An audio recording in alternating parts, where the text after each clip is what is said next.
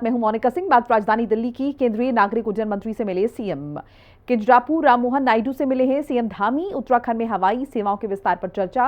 रातकालीन हवाई सेवा शुरू करने का अनुरोध। जॉली ग्रांट में रात्रिकालीन हवाई सेवा का अनुरोध।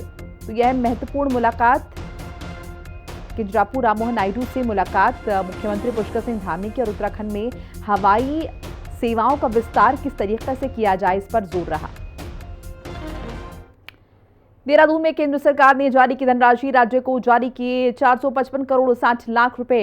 एसडीआरएफ के केंद्रीय अंश के रूप में धनराशि जारी। सीएम धामी ने प्रधानमंत्री गृह मंत्री का आभार भी जताया।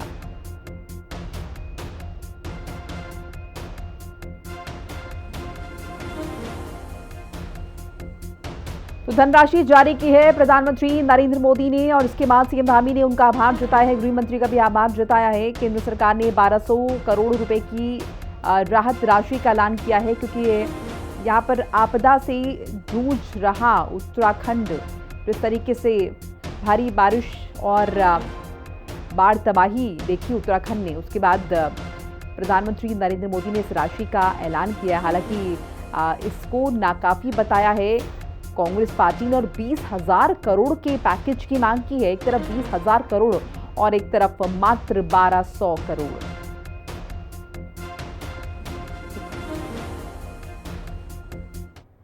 आपदा राहत के कामों का जायजा लेने देहरादून पहुंचे हैं प्रधानमंत्री नरेंद्र मोदी और प्रधानमंत्री मोदी ने उत्तराखंड के लिए 1200 करोड़ रुपए के राहत पैकेज की घोषणा की।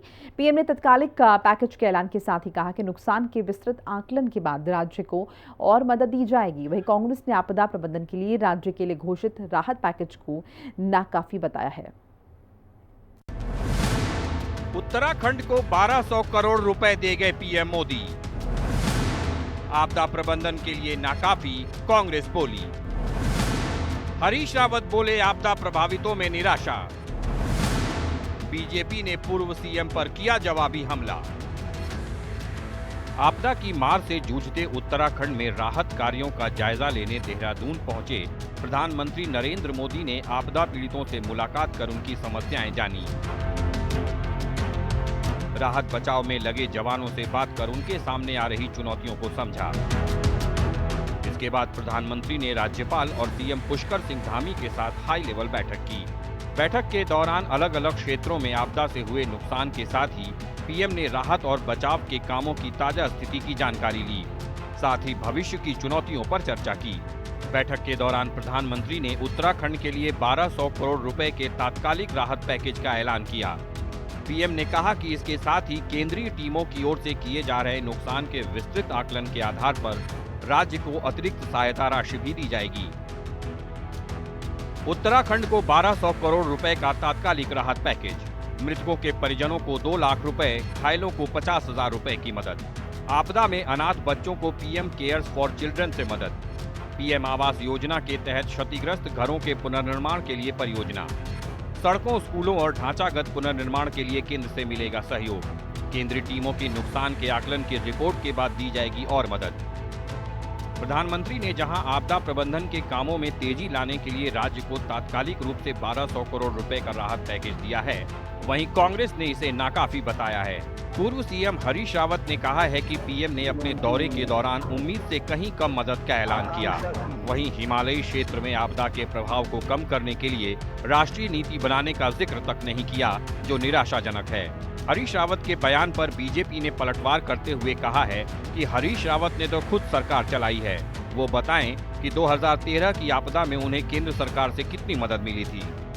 राज्य निराश है और आपदा पीड़ित भी निराश हैं और हिमालय के शुभचिंतक भी निराश हैं, क्योंकि प्रधानमंत्री जी ने धनराशि तो कम दी ही दी, हमको भी, हिमाचल को भी, और साथ साथ जो है उन्होंने एक किसी राष्ट्रीय रणनीति की बात, कैसे जलवायु परिवर्तन और उसके दुष्प्रभाव से लड़ा जाएगा, उस पर कोई बात नहीं कही।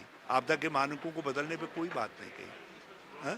जो आपदा पीड़ितों के बगीचे चौपट हुए हैं, कर्ज से डूबे पड़े हैं, होम स्टे आदि बर्बाद हो गए, उनके कर्ज माफी के विषय में कुछ नहीं कहा। जो 1200 करोड़ रुपया दिया गया है, ये भी प्रारंभिक रिलीफ है, क्योंकि प्रदेश सरकार ने जो आकलन भेजा है, जो क्षतिपूर्ति मांगी है, वो लगभग 5700 करोड़ रुपया का मांगा है और ये अग्रिम राशि है जो फिलहाल फौरी तौर पर जो विकास कार्य हैं या जो लोगों को क्षतिपूर्ति होनी है उसको प्रारंभ किया जा सके। ये 1200 करोड़ अंतिम नहीं है और हरीश रावत जी ने स्वयं सरकार चलाई है, उनको भी मालूम है।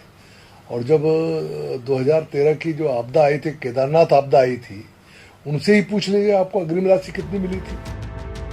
आपदा की मार से जूझते उत्तराखंड में राहत कार्यों को गति देने के लिए पीएम मोदी ने फौरी तौर से 1200 करोड़ रुपए की मदद का ऐलान किया है, लेकिन इस मदद को कांग्रेस ने नाकाफी बताया है। भविष्य में ऐसी आपदाओं का प्रभाव कम करने के लिए किसी राष्ट्रीय नीति की चर्चा नहीं करने पर भी कांग्रेस ने निराशा जताई है।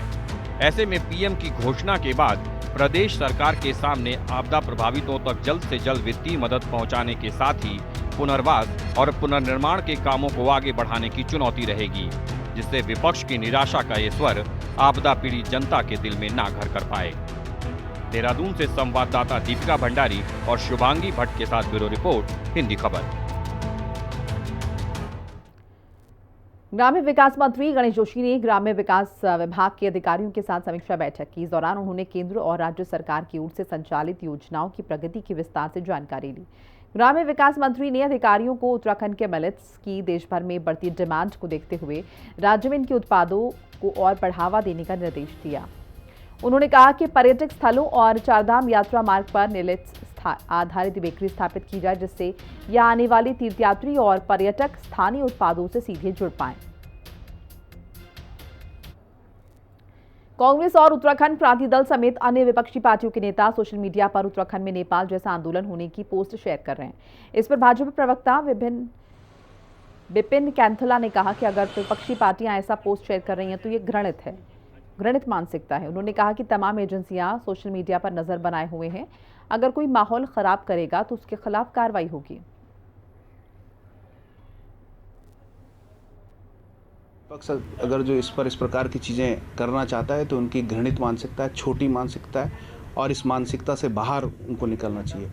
इस देश के अंदर, इस प्रदेश के अंदर तमाम युवा जो हैं वो जागरूक हैं, सब जानते हैं कि किस प्रकार का काम उत्तराखंड की अंदर सरकारें कर रही हैं, किस प्रकार का काम केंद्र की सरकार कर रही है। इसलिए कई बार इस प्रकार के टूल किट जो है विपक्ष चलाता रहता है, लेकिन उनको मुंहतोड़ जवाब इस देश की जनता देती है, इस देश के युवा देते हैं, इस देश की मातृशक्ति देती है। हमको अपनी देश की जनता पर, अपने राज्य की जनता पर भरोसा है। और जो दल नेपाल के एंगल को उत्तराखंड में के बारे में अगर जो सोच रहे हैं तो ये गलत धारणा है, ये गलत मानसिकता है। हमारी सरकार चाकचौबंद है, हमारी सरकार तमाम चीज़ों पर गहराई से देख रही है और तमाम चीज़ों पर सरकार की नज़र है। पूर्व मुख्यमंत्री हरीश रावत और कांग्रेस विधायक प्रीतम सिंह ने कहा है कि राज्य के लिए 1200 करोड़ रुपए बहुत कम है। उन्होंने 2013 की केदारनाथ आपदा का जिक्र करते हुए कहा कि कांग्रेस ने उस आपदा को संभाला था। उन्होंने कहा कि सरकार गरीब बस्तियों को तोड़ रही है, जबकि कांग्रेस उनका साथ दे रही है। साथ ही कहा कि जलवायु बदलाव से हिमालय के लोगों की जिंदगी प्रभावित हो रही है और केंद्र सरकार को इसके लिए राष्ट्रीय रणनीति बनानी चाहिए। व्यापक स्तर पर जो है परिवर्तन क्या था, जिससे जो आपदा प्रभावित लोग थे उनका रिहेबिलिटेशन हो सका और हम 2013 की आपदा को जो है काबू पाने में कामयाब हुए थे। लेकिन इस समय जो आपदा आई है उस पर जो है देश के प्रधानमंत्री जी द्वारा जो पैकेज दिया गया है, मैं समझता हूं कि वो नाकाफ़ी है और राज्य सरकार को चाहिए कि डबल इंजन की सरकार है, उसका प्रयोग करते हुए जो क्षति उस राज्य के अंदर हुई है उसकी भरपाई करने का काम केंद्र की सरकार करे। माननीय प्रीतम सिंह जी ने दो अति महत्वपूर्ण बिंदुओं पर, तत्कालिक महत्व के बिंदुओं पर, जिनमें एक राज्य में आई हुई आपदा और माननीय प्रधानमंत्री जी के राज्य में आगमन, राज्य सरकार द्वारा चाही गई, मांगी गई तथ्यात्मक रिपोर्ट के आधार पर तैयार की गई मांग के सापेक्ष बहुत कम धनराशि देने से जो आपदा पीड़ितों में और राज्य के लोगों में निराशा व्याप्त हुई है, हम उस निराशा से दुखी हैं। टूटा फूटा सा। कांग्रेस विधायक प्रीतम सिंह ने आरोप लगाया कि बीजेपी सरकार एलिवेटेड रोड के नाम पर मलिन बस्तियों को उजाड़ रही है। उन्होंने कहा कि कांग्रेस सरकार ने 582 बस्तियों को मालिकाना हक देने की शुरुआत की थी। इस पर बीजेपी विधायक विनोद चमोली ने जवाब देते हुए कहा कि किसी को उजाड़ा नहीं जा रहा, सरकार करीब 3000 लोगों का पुनर्वास करेगी। उन्होंने कहा कि कांग्रेस भ्रम फैला रही है, जबकि बीजेपी ने पहले भी कानून लाकर बस्तियों को बचाया था।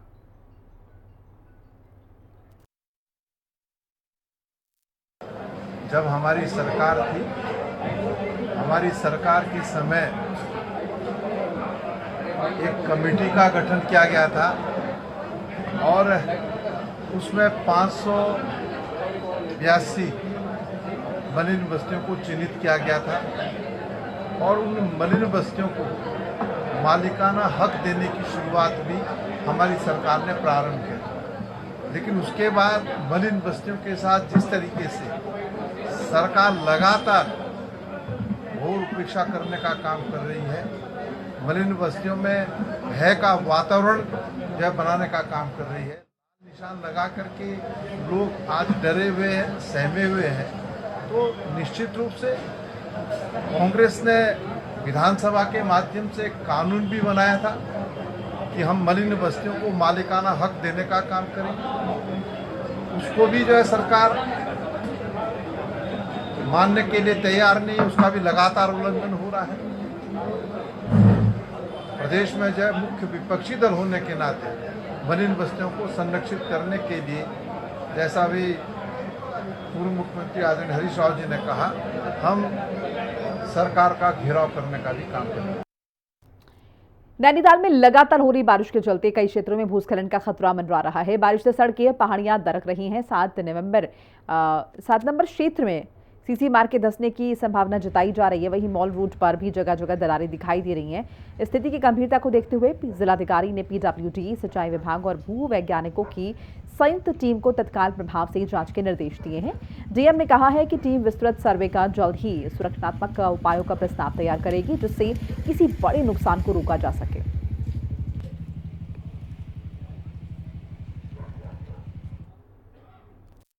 7 नंबर का अभी रिसेंट जो बरसात हुई है उसमें एक मैटर निकल कर आया था कि वहाँ कुछ भूस्खलन हो रहा है और सिंक हो रही है लैंड। उसके लिए कल एसडीएम को वहाँ भेजा था देखने के लिए, तो उन्होंने अपनी जो प्रिलिमिनरी रिपोर्ट दी है उसके अनुसार ये काफी बड़ा जो डैमेज है वो है और धीरे धीरे सिंक हो रहा है और भविष्य के लिए काफी बड़ा खतरा हो सकता है। इसको गंभीरता को देखते हुए पीडब्ल्यूडी, सिंचाई और भूवैज्ञानिक की एक टीम हम लोगों ने बनाई है, जो इसमें क्या अभी तात्कालिक और दीर्घकालिक सुरक्षात्मक उपाय करे जा सकते हैं उसके संबंध में अपने प्रपोजल्स देंगे। फिर उसमें जो जनपद स्तर से तात्कालिक रूप से हो सकता है उसको हम इमीडिएटली शुरू कर देंगे और जो बड़े सुरक्षात्मक उपाय हैं दीर्घकालीन उनके लिए शासन से रिक्वेस्ट करी जाएगी। राजभवन के पीछे जो निहाल नाले वाला जो क्षेत्र है उसमें भी काफी लंबे समय से भूस्खलन का एक इशू बना हुआ था, जिसमें अभी विभाग के माध्यम से प्रपोजल तैयार करके शासन को सबमिट करा गया है और शासन स्तर पर अभी विचाराधीन है। उसमें जैसे ही धनराशि प्राप्त होती है हम लोग कार्य आरंभ। रुद्रप्रयाग के चीनागाड़ में आई आपदा को 16 दिन का वक्त बीत चुका है, लेकिन अभी तक लापता 9 लोगों का पता नहीं चल पाया है। प्रशासन की मशीन्स मलबे को साफ कर लापता लोगों की छानबीन में जुट गई हैं। इस दौरान ड्रोन कैमरों और उन्नत उपकरणों की मदद से मलबे के भीतर संभावित स्थानों की पहचान की जा रही है। जेसीबी मशीन्स की मदद से आपदा के दौरान क्षतिग्रस्त हुई बस को मलबे से बाहर निकाल लिया गया है।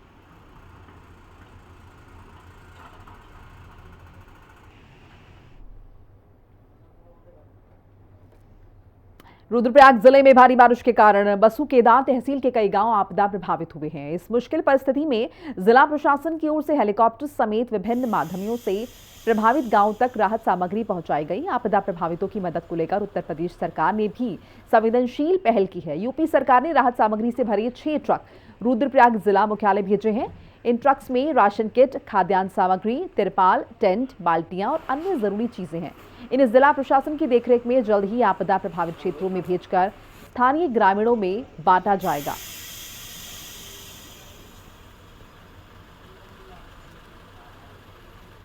अपराध और असामाजिक गतिविधियों पर नकेल कसने के लिए ऋषिकेश में कोतवाली पुलिस रैपिड एक्शन फोर्स ने संयुक्त फ्लैग मार्च निकाला है।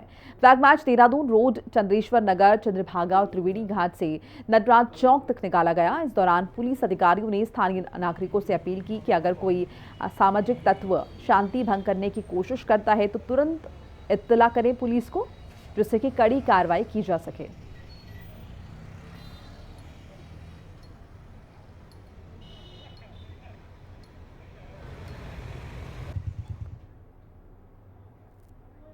देहरादून की साइबर क्राइम सेल टीम ने देहरादून के अलग अलग स्थानों पर खोए हुए 228 मोबाइल फोन्स बरामद किए हैं। कुल 53,53,546 रुपए के मोबाइल्स को उनके मालिकों को सौंपा गया है।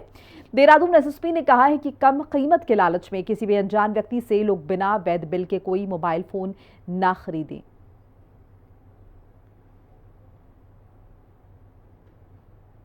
जितने भी मोबाइल आज की डेट में सबसे महत्वपूर्ण गैजेट के रूप में है, चूँकि खासकर देखा है जो स्टूडेंट्स हैं उनके पास भी बहुत सारा डेटा कॉन्टैक्ट्स होते हैं, साथ ही साथ और भी जो लोग काम करते हैं उनके अपने खुद की बहुत सारी फ़ोटोग्राफ्स और डेटा रहता है। इसको देखते हुए तो मोबाइल सेल जो है हमारी इसको काफ़ी एक्टिवेट किया हुआ है और इस बार भी जो भी मोबाइल हमें मिल रहे हैं उसको एक साथ हम कोशिश करते हैं कि जो बच्चे हैं या जो उनको खुद आके हैंड ओवर कर दें, जिससे आगे भी वो अपने गैजेट्स को ध्यान में रखें।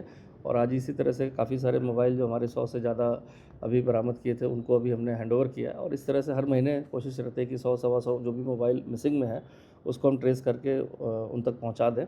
कभी कभी ऐसा भी होता है कि कुछ मोबाइल्स वर्क नहीं करते या कभी वो किसी शॉप पे कोई बेच देता है और उसके पार्ट्स वगैरह बिक जाते हैं तो थोड़ा मुश्किल होता है, बट कोशिश यही रहती है जैसे ही मोबाइल की मिसिंग कंप्लेंट दर्ज हो तो जिस भी थाना क्षेत्र में वहाँ की टीम और साथ ही साथ जो हमने एक साइबर सेल की एक अलग से अब टीम बना दी है जो ऐसे मोबाइल्स को खोजने के लिए डेडिकेटेड काम करेगी, जिससे कि लोगों की जो महत्वपूर्ण गैजेट है या इन्फॉर्मेशन है वो मिस ना हो और उन तक वो पहुँच जाए। हरिद्वार देहरादून हाईवे के चिद्दरवाला में 3 युवकों ने 2 देसी तमंचों से फायरिंग की, जिसका वीडियो सोशल मीडिया पर अब वायरल हो रहा है। सोशल मीडिया पर वायरल रील के आधार पर पुलिस ने आरोपियों की पहचान की है, उन्हें गिरफ्तार कर लिया है। आरोपियों की निशानदेही पर पुलिस ने 2 देसी तमंचे बरामद किए हैं।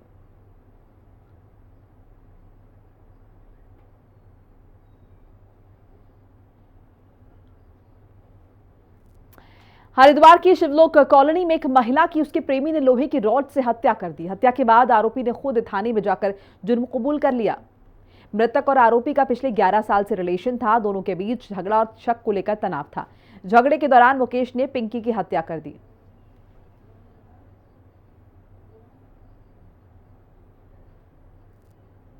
अर्ली मॉर्निंग 2:30 बजे के पास में पुलिस रानीपुर पुलिस को ये सूचना मिली थी कि शिवलोक कॉलोनी में एक व्यक्ति द्वारा एक महिला मित्र की हत्या की गई है। तत्काल पुलिस के द्वारा इसमें अभियोग पंजीकृत करते हुए क्योंकि अभियुक्त खुद ही पुलिस अभिरक्षा में आया था और उसको पुलिस हिरासत में लिया गया है। उससे जो अर्ली जानकारी अभी तक हमें मिली है, ये व्यक्ति मुकेश जो सरकारी चिकित्सालय में ड्राइवरी का भी काम करता था, इस महिला के साथ रिलेशन में लगातार चल रहा था और शक के आधार पर इनके बीच में झगड़ा होने के बाद शक के आधार पर इसके द्वारा सरिया से सर पर वार करके इसकी हत्या की गई है।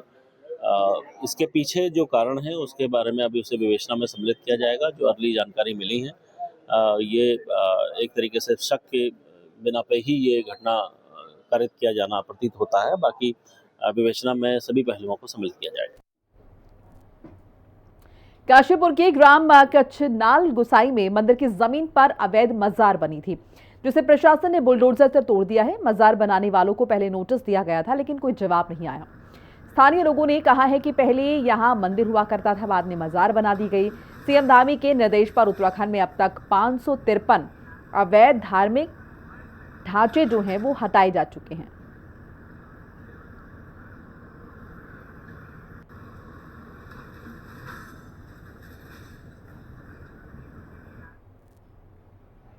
देहरादून से दुखद खबर सामने आई है, जहां भारतीय सैन्य अकादमी में प्रशिक्षण के दौरान कैडेट बालू एस की स्विमिंग पूल में डूबने से मौत हो गई। केरल के तिरुवनंतपुरम निवासी बालू एस एसएसीसी के माध्यम से स्पेशल कमीशन ऑफिसर के लिए चुने गए थे। जानकारी के बाद पुलिस ने शव को कब्जे में लेकर पोस्टमार्टम के लिए भेज दिया है और मामले की जांच पड़ताल शुरू कर दी है।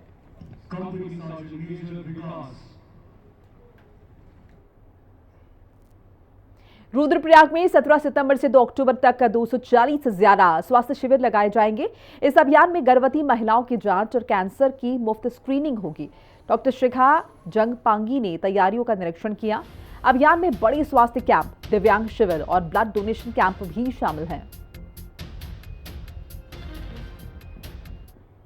तो हमारे स्वास्थ्य पखवाड़े लगने हैं 17 सितंबर से लेकर 2 अक्टूबर तक 16 दिवसीय हमारा स्वास्थ्य पखवाड़ा लगना है, जो हम हमारे माननीय हमारे प्राइम मिनिस्टर प्रधानमंत्री नरेंद्र मोदी जी के बर्थडे जन्म दिवस के से हम लोग स्टार्ट कर रहे हैं और जो 2 अक्टूबर को फिनिश होगा।